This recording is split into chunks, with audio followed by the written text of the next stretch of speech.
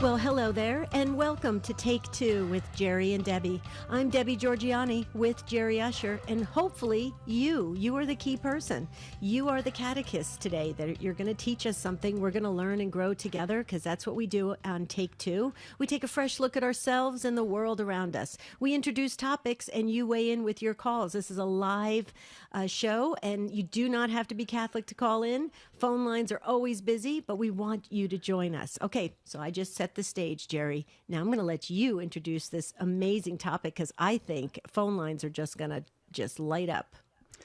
Well, we're going to do something along the lines of apologetics today. We don't do a lot of that on this program because you have Called to Communion with Dr. David Anders, and Open Line, and Catholic Answers Live that all deal with apologetics. But we know the Take Two family, you may tune in for this show and you may not be able to tune in for those other shows. So today, indeed, we want to know, is there a teaching of the Catholic Church that you struggle with in some way? The Church, of course, is over 2,000 years old, has a very large body of doctrines and dogmas, and there may be something packed in there somewhere that you come across and you just maybe say, wow, where do we get support for this? How are we supposed to believe this? Or maybe you know someone, you've been talking with someone who's been questioning you and your faith on a particular Catholic teaching. This is our topic today. Again, Debbie said you don't have to be Catholic to call in. You may be Catholic curious. You may be averse to Catholicism, whatever the case may be. And I'll just state up front, Debbie and I are not apologists out of the mold of a Colin Donovan or Father John Trujillo or Jimmy Akin or Tim Staples of Catholic Answers Live. But we can hold our own. We can hold our own when it comes to the teachings of the Church. So here's the number. Start dialing, 833 288 EWTN, 833 288 3986. Maybe you are listening and you are not Catholic and you struggle with a church teaching of purgatory. You're thinking, I just can't do the whole purgatory thing. I don't know about you guys. Or indulgences, or going to confession, or, the Blessed Mother and everything that we believe to be true about Our Lady, the Mother of God, right? Maybe you struggle with that. And that's the one stumbling block. That's the one church teaching that you struggle so much with that you're like, well, I'm sort of a Catholic. I feel like a Catholic, but I just can't embrace that. Could you maybe share with us what it is that you are really kind of grappling with? Because we want to know. We probably have been there ourselves. There's been a time where we had to look at some of the church teaching and the wisdom of the magisterium, and how the teaching body of authority of our church, explains to us what it means to be a Catholic Christian, okay? And really, we are meant to be 100% Catholic, not a cafeteria Catholic, not we just like pick and choose what we want to believe, Catholic in name only, a cultural Catholic. We're really supposed to be authentically Catholic. So with that means for us to embrace the church teachings. And so this is why we're talking about it today. We want to know if there's a certain church teaching or doctrine, or like Jerry said, a dogma that you just are really, really having a problem with. All right, calls are coming in already. Matt Gabensky, our call screener, is on the job there at 833-288-3986. We also have Jeff Burson monitoring your comments. If you're viewing the stream on Facebook or YouTube, hello to you. Jeff will take some of your comments and pass those over to us. And Ace McKay, our producer, is on the board running the controls. Many ways you can get a hold of us. I mentioned the phone number, of course, is email, take2 at EWTN.com. You can post on the show website, take2show.com, and you can text the letters EWTN to 55000. There might be a small data rate depending on your plan, but just wait for a response. Put in your name and your comments, and we'll see what we can do to get around to those. Mm-hmm. We have a couple open phone lines. We welcome you to pick up those last two phone lines. Matt Gabensky is waiting to talk to you. It's very friendly. You just dial this number, 833-288-3986. You speak to Matt. He'll chat with you for a few minutes. He'll put you on hold. You get to listen live. And then when you come on air with us, you just can share from your heart what you struggle with what the church teaches. A lot of people, I had a prediction that I thought, I bet you a lot lot of people are going to call in and say at one point during their faith life, they've struggled with the teaching on contraception. If that was something that you struggled with in the past and you understood it better to really be the best way, right? The Catholic way, would you call in and share how you were able to work through that teaching and make it work for you spiritually rather than against you, right? Here's the number, 833-288-3986. I believe the Holy Mother Church has always gotten it right. It is so freeing to be Catholic and authentically 100% Catholic. I've always felt that way. And it's so sad how the world sees us as like these oppressed, robotic beings that just follow along blindly. And that's so untrue. It's actually the exact opposite. What do you say to that? Well, I say exactly. Jesus says in John chapter 16, verse 13, however, when the Spirit of truth comes, he will guide you into all truth. And we know that we have in the Catholic Church the infallibility, meaning the Church cannot teach error when it comes to faith and morals. That sometimes gets confusing to people. They think, well, if the Pope comes out and says my favorite ice cream flavor is pistachio, then that's church dogma or doctrine. It's not. He's not speaking. Yeah, it's his opinion, personal preference. And I did want to say, I mentioned toward the end of yesterday's show, maybe at the end, that I thought the quote, faith seeking understanding, was from St. Augustine. It's from St. Anselm. But what it means is we are called to have faith, but also seek an understanding of what we are putting our faith in. So it touches right on what you were just saying, Debbie. We have to believe all that the Catholic Church teaches in order to be really Catholic. Doesn't mean we have to have a PhD understanding of every Catholic teaching, but Anselm tells us that we are called to a life of faith that seeks understanding. That's right. Very good. Very good. Okay, we do have an open phone line. We'd like you to pick that line up because we like a very robust discussion. We heard through the, how many times did we hear through the COVID, the pandemic? It's robust. We heard that word so many times, and now I say it as we have our discussions here on Take Two. But we do want a very active participation and conversation about church teaching and the ones that you struggle with. Number to dial is 833-288-3986. This is Take Two with Jerry and Debbie and you.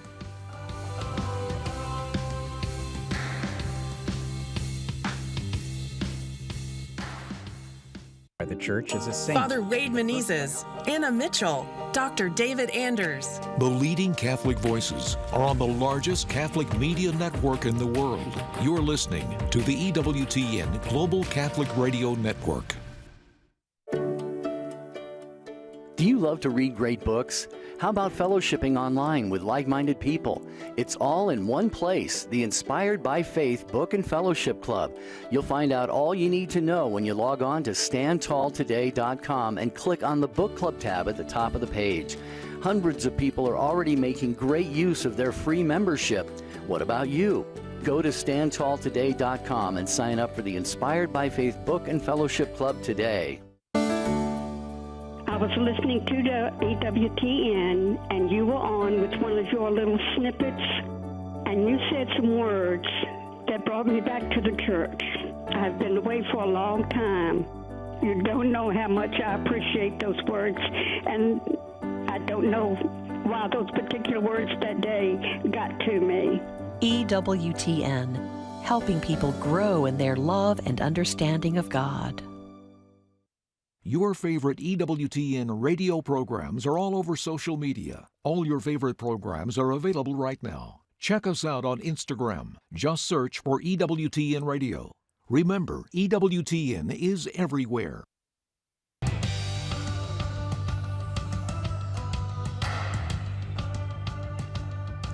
Take Two with Jerry and Debbie. And you, thank you for making us part of your day on EWTN Radio. Thank you, affiliates, for carrying the program. We are very, very grateful for that. Without you doing so, we just would not have a show every day. So we thank you so much.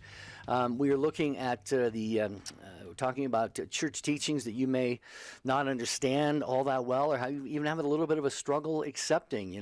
That's part of human nature, part of life. But again, we want to have faith that seeks understanding. Write to your calls after I tell you about Wings and email. Wings is EWTN's weekly newsletter. And what you get when you sign up for Wings, which is very easy, I'll tell you about that in a second. You can find out about EWTN radio and TV shows, items from the EWTN religious catalog, and a lot more. You can sign up for Wings at EWTN.com and click on subscribe. We do have an open phone line, and it's waiting just for you at 833-288-3986.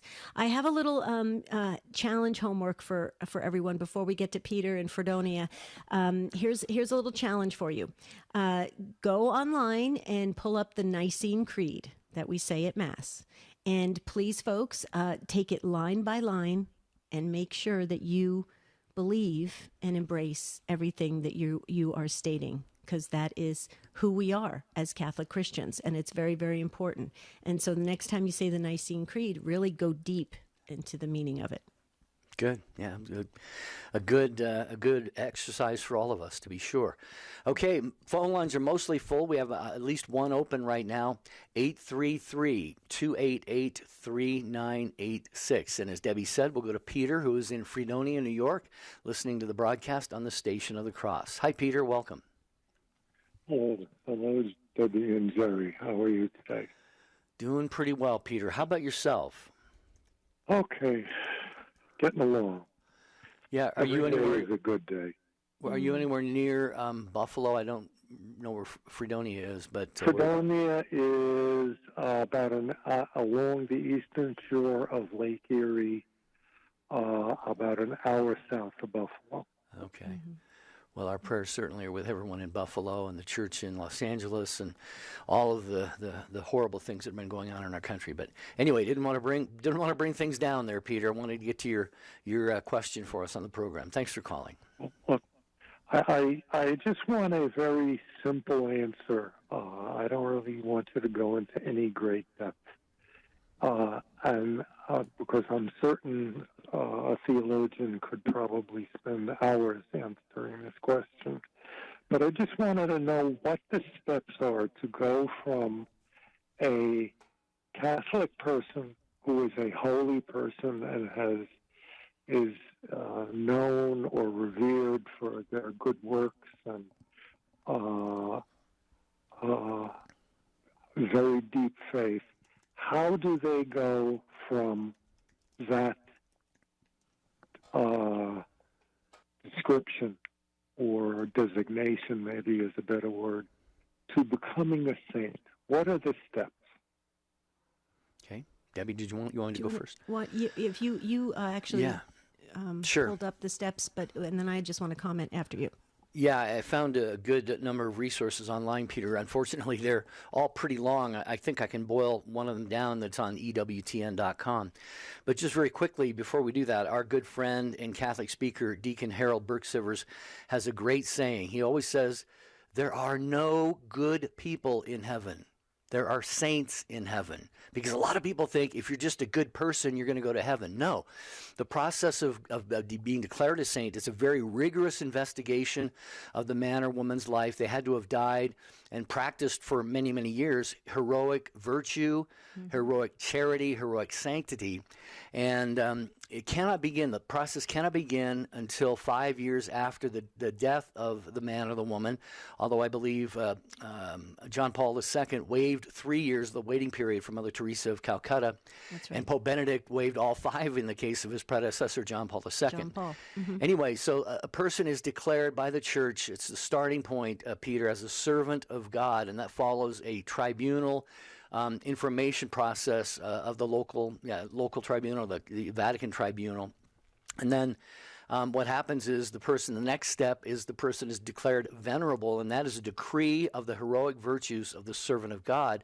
And then there is a first miracle that is presented. There have to be two miracles, although I think Pope Francis may have changed this to one. But see, these miracles, Peter, are important because they come through the intercession of the man or the woman who has died. They are prayed to directly to go to God. There have been miraculous healings attributed to these prayers.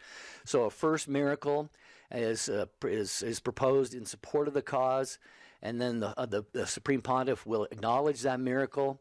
Then the next step is they're called blessed. They are made, beatification rite. They're called blessed. And then once the second miracle is affirmed, then the person is canonized. I know that wasn't terribly brief, but that was much briefer than the article I'm looking at right now. So I don't know if that helped at all, Peter. That was excellent. But Peter, let me just add something to what Jerry said. Each step that the canonization process takes for that person, when the cause for canonization is opened up and the investigation, every step that goes on, there is a in-depth I'm sorry? An attempt to disprove? An in-depth attempt to disprove that person really was a saint. So they're working hard to make sure they cover every angle, to make sure it's not just like what Jerry said, a good person, they did heroic things, they should become a saint. They work really hard at it. It's very detailed. It's very orchestrated in a way to really present this person to God and say, and the final thing is, well, Lord, if the miracle happens through the intercession of this person, then we know then there's the confirmation from heaven that yes, indeed, that person is with you in heaven and is a saint. So you see, the churches we do our job down here. The church does the job down here of really trying to investigate it thoroughly before taking it to the miracles, and then that is the confirmation from the other side that yes, indeed, that person is with God. What do you think? That was very excellent. That was exactly the level I wanted this described to me, because in listening to EWTN radio, you hear about venerables and blesseds, and obviously saints. And I know there are no ordinary people in heaven, only saints. The good sisters taught me that many years ago. But just the nomenclature. EWTN is everywhere. EWTN radio programming is provided free of charge to over 500 domestic and international AM and FM radio stations. It's a great teaching tool for Catholics and non-Catholics alike. For a complete list of EWTN AM and FM stations across America, visit EWTNradio.net. At the bottom of the page, click Affiliates. EWTN, the Global Catholic Network. This is Debbie Georgiani. If you missed part of today's show, catch the encore tonight at midnight Eastern. Check out the podcast anytime at EWTNradio.net and click podcasts. Someone asked me a question the other day that said, Chris, if you can go back and talk to your 35-year-old self when your kids were a little younger and you were a little younger, what would you say? I said, you spend so much time and energy, Chris, when your kids are little, at building up that life you're dreaming of having, that ministry you're dreaming of having, that career you're dreaming of having, that it's easy to overlook the fact that life is already upon you. You're living it. You're in it right now. There's a great saying that life is what happens when you're making plans. Listen, it's necessary to make those plans and to strive. Especially with abortion, when you're in a pregnancy where it's going along and you have a situation where both mother and child's life is in danger. And I've generally been told with this, get another opinion. And that's really hard to do when you get into that situation. But so can you please explain that? Because, like I said, I'm getting this question quite a bit. If you could just explain the principle of double effect and how it goes with the Catholic Church and what it teaches along ways with abortion. Well, Chrissy, you've won the prize of really putting us to the test here. We're going to do our best. I'm certainly learned about the principle of double effect in college, and if I recall it right, and if I'm not on the point here, somebody please call and correct me. But it's like the Church says that if you can do an action that is, say, for example, going to save the mother's life, say if she has an ectopic pregnancy or something, and the baby's going to die anyway, you can do something there that would save the mother's life, but it might cost the life of the baby. I think that is a fair example. Again, maybe if I'm off base, somebody call and correct me on that. But it's just the whole point of, you would never do a certain act unless it has a proper moral good outcome to it, even though there may be a negative outcome, a death or a negative outcome to that. So that's kind of the principle of double effect. How it apply? Did you ask how it applies to abortion, Chrissy? Yes, I was putting it in context of abortion because with everything going on, I am. People know I'm Catholic. I'm getting this question quite often, actually, more often than I expected. What are they asking exactly? They're asking. So you would basically, the Catholic Church would rather have a mother and a fetus or child pass than allow the mother to have an abortion if it was going to save her life. Okay, and I was always taught with the principle of double effect that you cannot, no wrong can occur, to have a greater good, basically. Mm-hmm. We had a situation here in Phoenix. There was at our hospital, our Catholic hospital here, that our bishop had to step in and really do some heavy catechesis with everyone, including the sisters that were part of the hospital there in Phoenix. And it was a similar situation. There was a decision made where, they were weighing, who had a better chance at having life. Was it the child or was it the mother? Or where did the doctors put their efforts? To save? And it was real. It caused a lot of division in our community. People were very, very shocked that the bishop came in and shared the church teaching and how we work to have the very best outcome we can possibly have, and if it does happen to take, if it happens to take a life, then that's what happens. And so he was trying to explain this to everybody, but people were horrified. They didn't want to hear that. The reality was, though, Chrissy, is that doctors finally weighed in and said, this is such a rare circumstance. It is so extremely rare. And to have this be the leading argument or the leading reason why the Catholic Church needs to back off on abortion and all that kind of stuff is really unfortunate, because it's a misinformation that's going out there in a big way that rarely happens. And so we had to do a lot of work here in our diocese to correct that. And thank goodness we have a strong leader in Bishop Olmsted that he went out there and he said, no, you need to understand it, and you need to understand it well. And then once he did that, he put it all out there, and everybody goes, okay, this is what our church does not, we don't compromise. Okay, we just don't compromise. And that's the beauty of our Catholic faith. And so I don't know if that's answering your question, but I just wanted to say that sometimes these things are being used as arguments, and they really are so rare, and it's unfortunate. I am one of those rare ones that it happened to. So I have kidney disease. So that's one of the reasons people know that about me. They know I'm a nurse. And so this is one of those things that I do get, probably because I am a nurse, I do get asked about quite a bit. So I really appreciate it. And it sounds like you have an amazing bishop.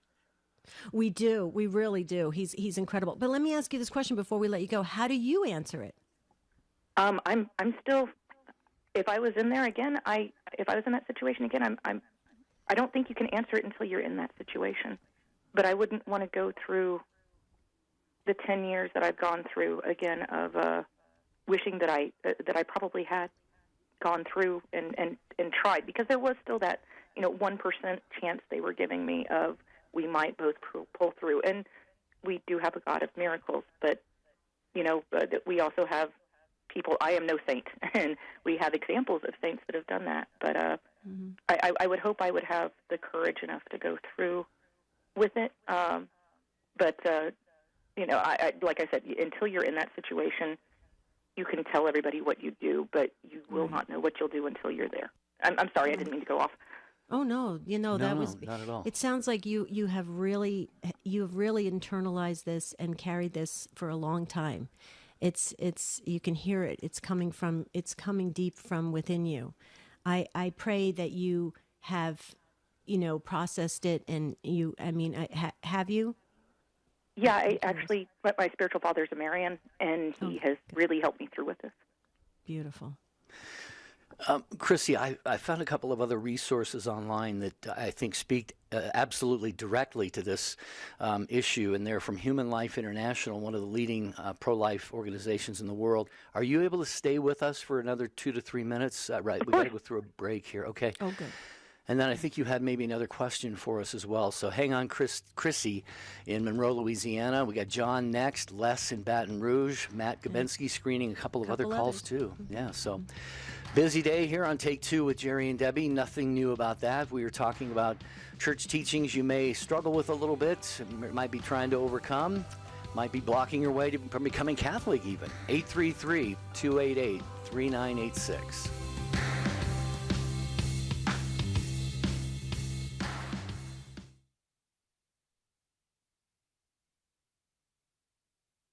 Clear, and she's holding. Okay. Okay, it's my understanding that when that situation happens, if Stella. Yeah, Stella. Okay. Yeah. So I know you guys have a lot of people in your prayer book that pray. She needs a lot of prayer. Yeah. Yeah.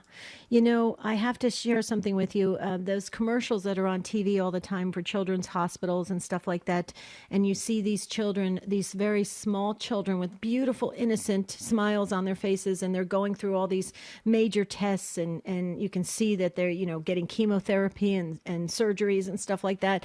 And these kids are so strong. They're so strong, and we really must let our children know about their guardian angels. It's very important, especially right now where little children are getting hit with these big diseases and problems. And we need them to know that they have a guardian angel next to them that is really supporting them and holding them up during these really difficult times. I can't even imagine what that little 4-year-old is going through. I mean, she is supposed to be looking forward to growing up and experiencing life and, going on vacations and going to school and having fun and dancing and singing. And instead, she's probably spending a lot of time in hospital rooms. That breaks my heart, Jarrett, really does. And I will pray for Stella today, especially when we say the Rosary. Yes, thank you very much. I appreciate it. Oh, you're very welcome. Yeah, sad indeed. Thank you, Jarrett, for bringing that to our attention. We appreciate that.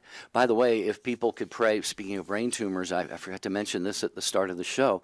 As I've said before on this show, my pastor, Father Paul, had a brain tumor removed, and he's been doing pretty well, deals with some equilibrium pregnancy, carcinoma of the uterine cervix, and cancer of the ovary. Occasionally, some other forms of cancer might intervene as well. But they just go on to say that every effort needs to be made to save both lives. However, in saving the mother's life, if it unfortunately, tragically brings about the death of the unborn child, then that is what is known as the principle of double effect. And let's see here. I also found that another article on HLI.org, it says there was a survey of 2.4 million aborting women. Only 1.14% replied that they were having abortions to protect their lives or physical health. That gets at your point, Debbie, about they always lead with the life of the mother argument, but that's 1.14% out of 2.4 million aborting women said that they were doing so to save their own lives or their own health. Right. So, and this was a situation that Chrissy was in. So we'll get back to Chrissy in Monroe, Louisiana. Let me just make this clear in my head, and so for those that are listening. So the church teaching is that there's no direct attempt to take a child's life. If it's an indirect result of something, that's a different story. Correct? Yeah. Is that what you're? Okay. Yes. That would go for it. I just, as you said, it's a very, very rare circumstance. Right. Okay. Right. Mm-hmm. Well, I mean, here's the other thing too that comes up, Chrissy and Jerry. This has been happening now. I've been hearing it on Catholic radio for the past week, that people are calling in about women that have been raped, And I thought one of the radio hosts did a fabulous job in answering this one question that came in. And he said, well, let me ask you a question. He says, well, how would you describe what rape is? And the person said, a violation towards a woman, against her will. He goes, absolutely. So that's a horrible, tragic, terrible thing, right? And they said, yes. And then he said, well, then when the woman decides to then have an abortion after that, is she continuing that cycle? If she keeps that baby or gives that baby up for adoption, is she breaking that cycle of violence? And they said, well, that makes sense. She's now breaking the cycle of violence.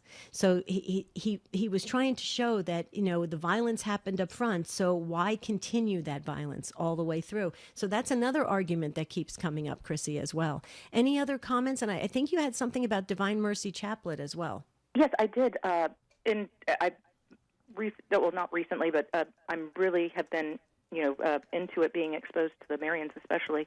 And one thing that I'm seeing online that's coming up is debates over which is better, and the Rosary or the Chaplet. And some of these debates are going down into, and YouTube videos are going down into, you should do the Rosary instead of the Chaplet, when it doesn't really need to be an either or. I mean, in my opinion, but I'm sorry, I want your opinion. I feel like it's really, the Chaplet is getting ditched for one of a better way to put it, saying, no, and it seems like tradition seems to be the big argument. The Rosary's been around for, since St. Dominic, and, even forms of it kind of a little bit before then, and now, now we've got the Chaplet, and it's not the same. And no, it's not the same, but how do you feel about this? I can definitely go first, because I've seen some things coming up on YouTube videos floating around, and actually many of them are by priests that actually are discouraging saying the Chaplet, which I was shocked. And so it kind of, I was, in fact, I sent one to my brother and I said, am I really hearing this? And he says, yeah, you are.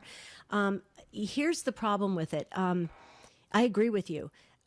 The Rosary, Our Lady, told us to pray the Rosary in Fatima when she appeared, so we know that. We know the Rosary is very powerful. We know it's always been powerful. It is because we're meditating on the life, death, resurrection, and ministry of Jesus and his mother. Oh, and it's scriptural. So we know that. We know the power of the Rosary. Padre Pio always talked about that.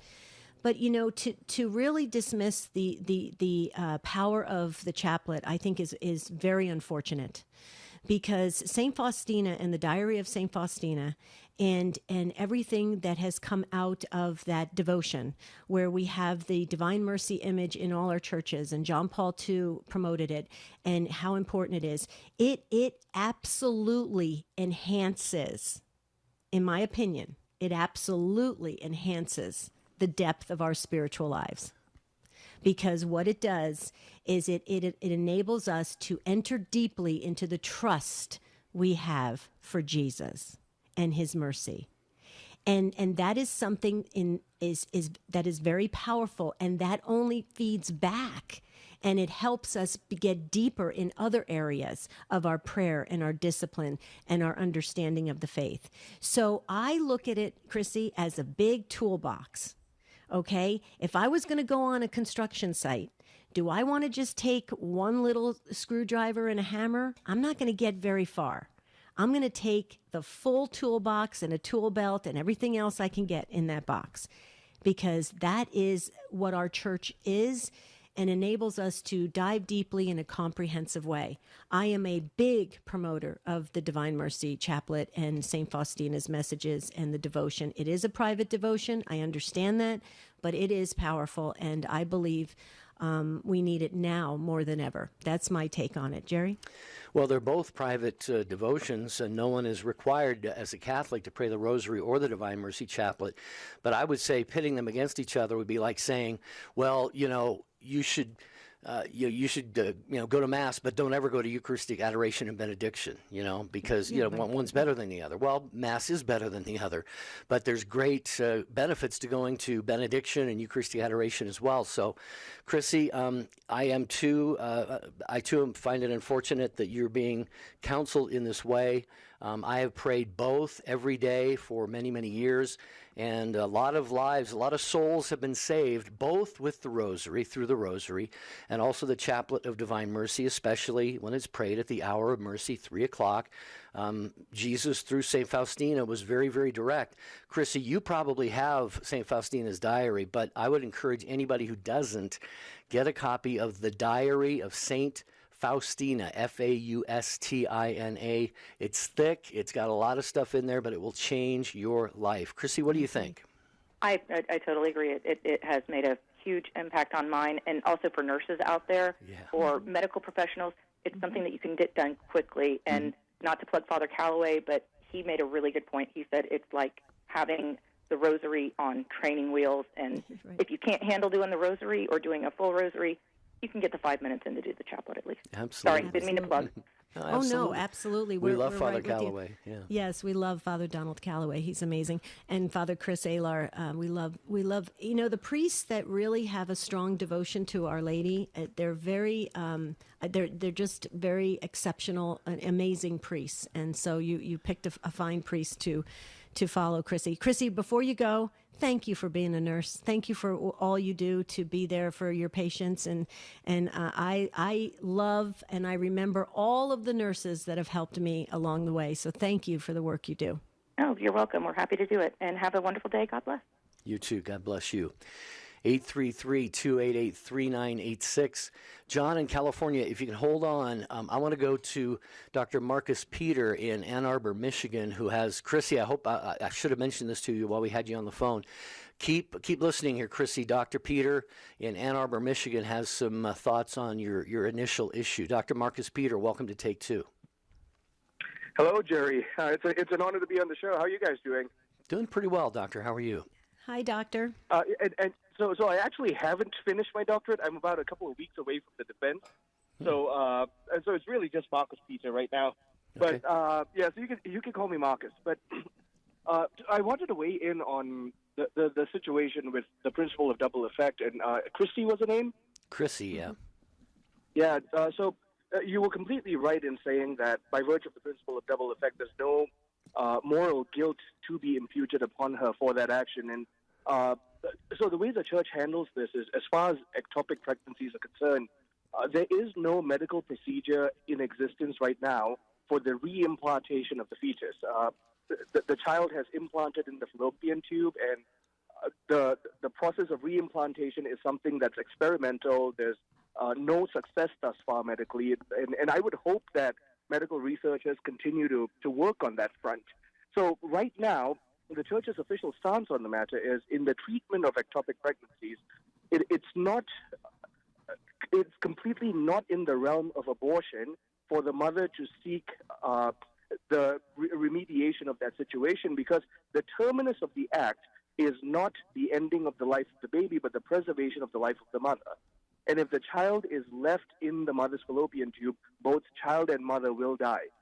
So the way the Church views this is an unfortunate situation that, the product of fallen human nature, that the pregnancy has taken place ectopically, and by virtue of that, there is a moral onus to preserve the life of the mother to the best efforts of the doctor. So I really just wanted to put that out there. And if we're wondering where we're getting this, Catechism 1750, 1750, 1751, you're going to see object, end, and circumstance are necessary to make a moral act morally good. And the object of this particular act, properly speaking, is the preservation of the life of the mother, and not the direct willing of the terminus of the life of the child, the termination of the life of the child. Mm-hmm. So then we were spot on with saying that the Church is very clear that there's no direct attempt, but if it does end up happening because of the situation, then it happens that the baby were to lose their life.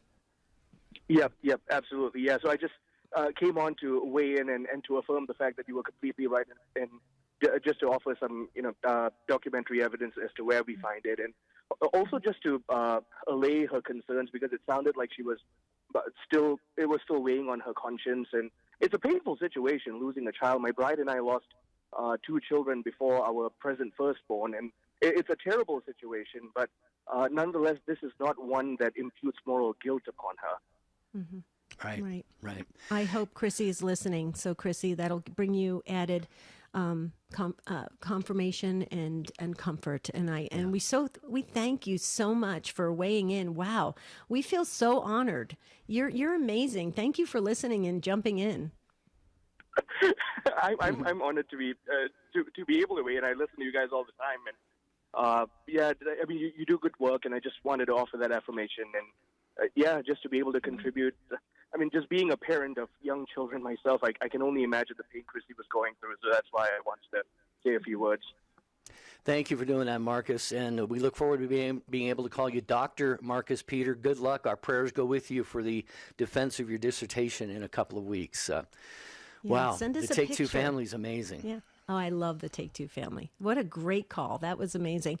I just wanted to share this. We should do another show, because when a child is lost through any means, miscarriage or anything that happens, it is a traumatic event.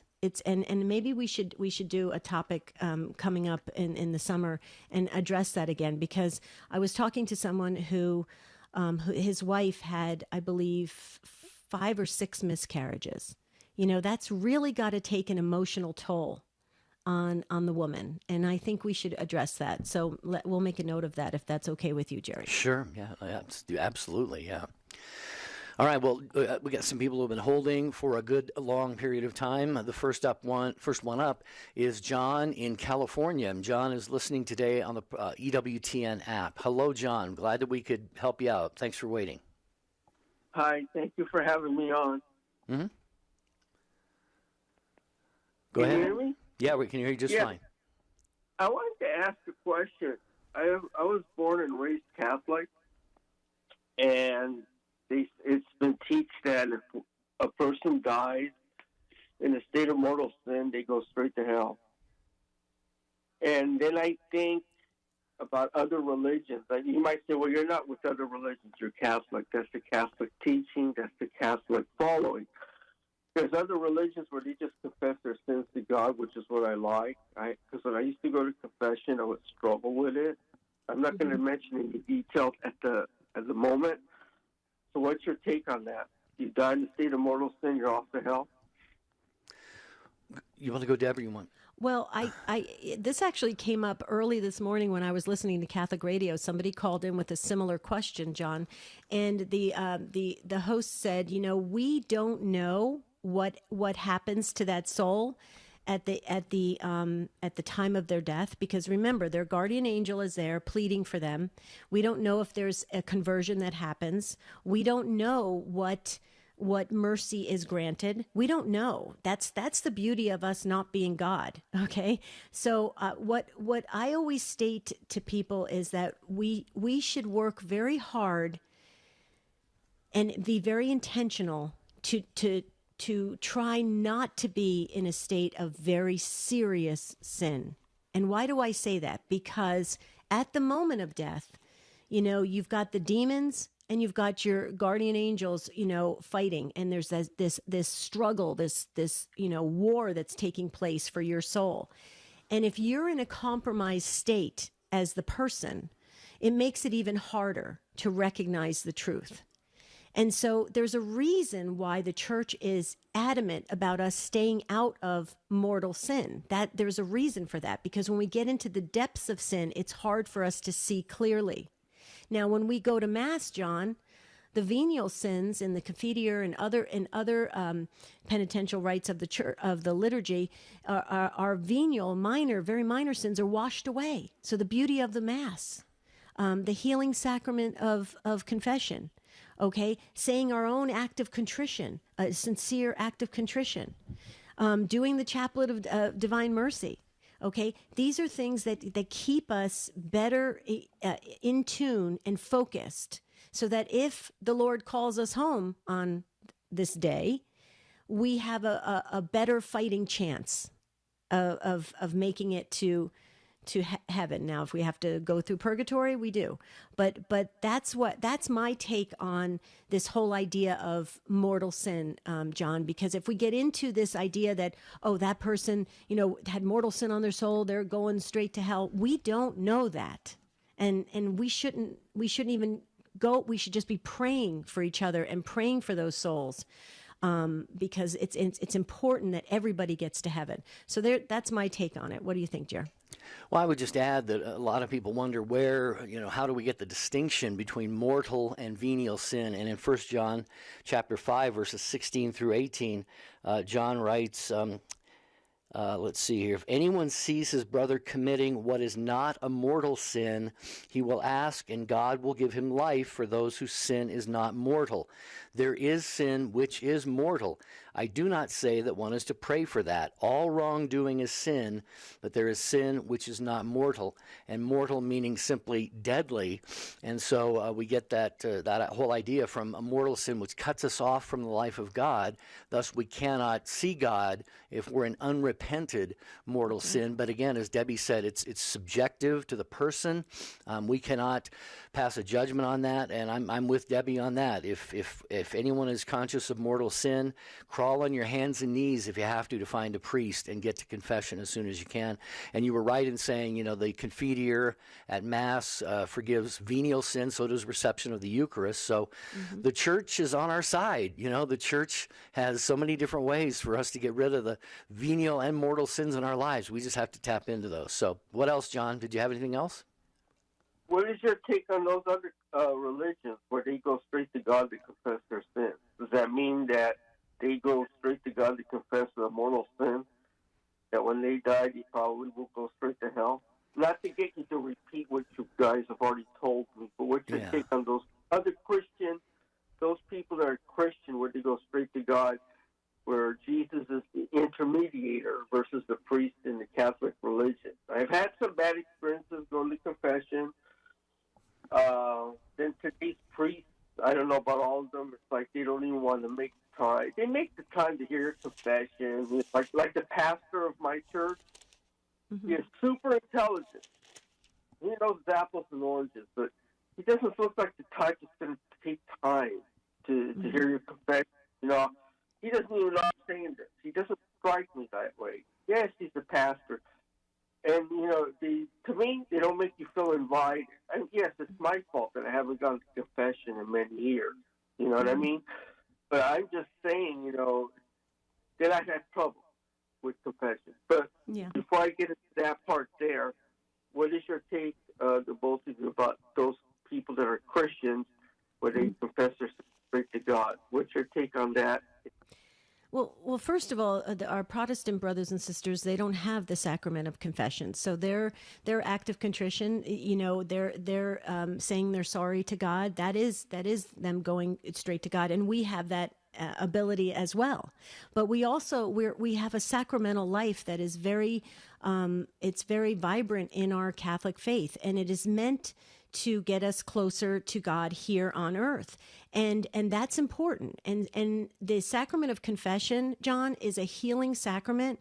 I know that people go into the confessional. I worked for the Catholic Church at the parish level for 25 years, John. I saw it all. I heard it all. I used to clean up a lot of terrible confession experiences that people had. They would come to me because I was a spiritual director, and they would say, I'm never going to confession again. Father was horrible. He gave me horrible advice. Well, first of all, it's not a counseling session.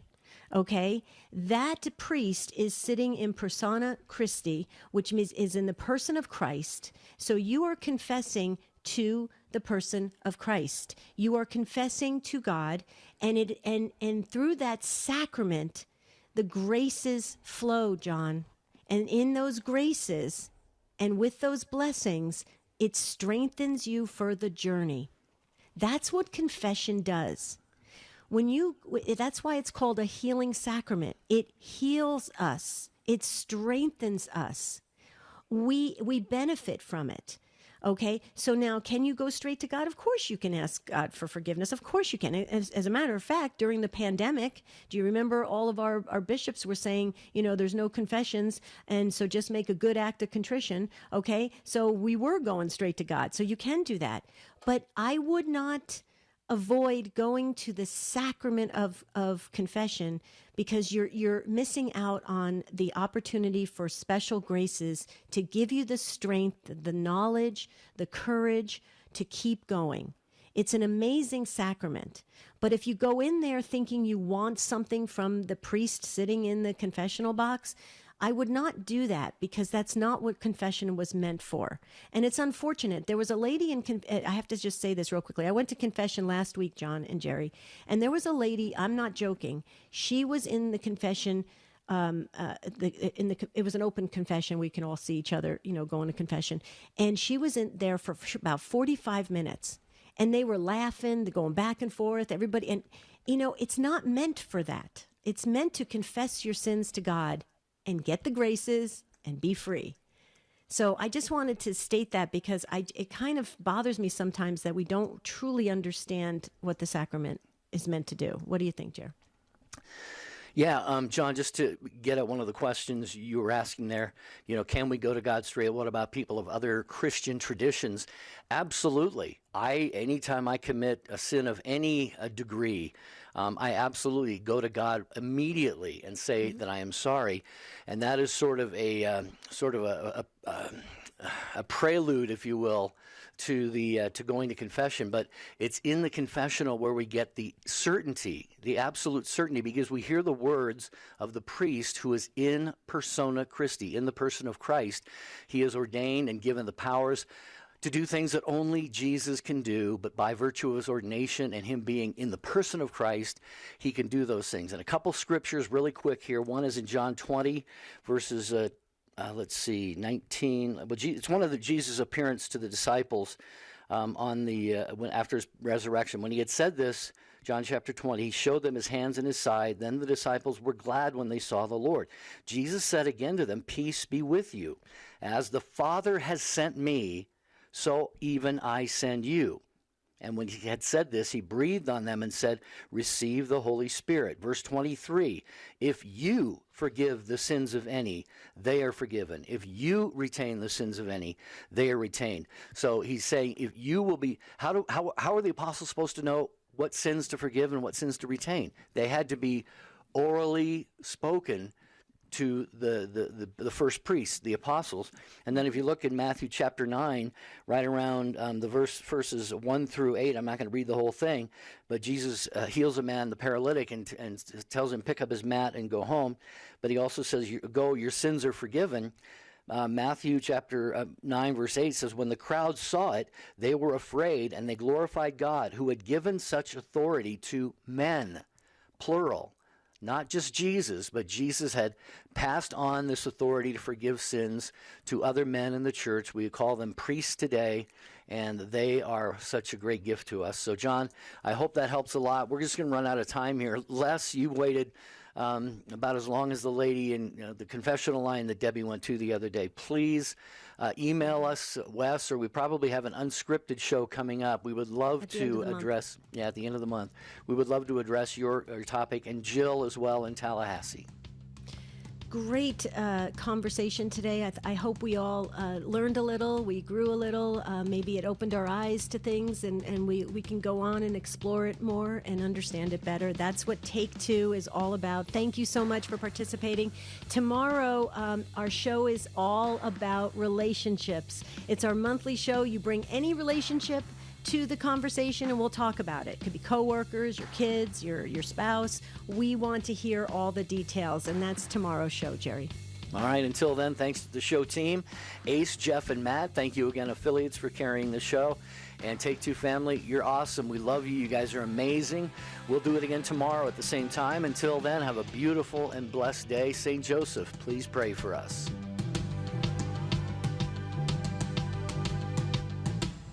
Catholic Radio Network presents the most original and